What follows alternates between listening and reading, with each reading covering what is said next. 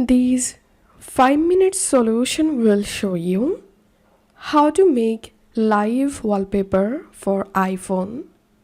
To make a live wallpaper, first of all, you have to update your iPhone to iOS 17. Now, follow the step-by-step guide.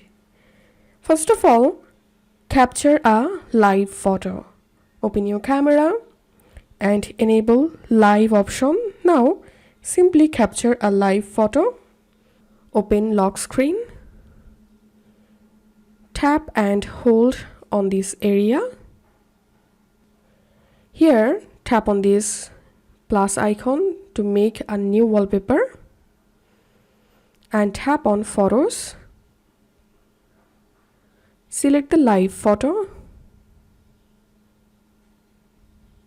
and here enable live option, and as you can see, the photo is moving because of its live photo. Now you can tap on time, date to customize these according to your choice. And tap on add. Tap on set as wallpaper pair.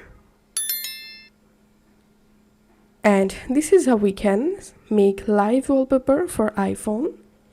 If you find this video helpful, don't forget to subscribe 5-minute solution. See you in the next video.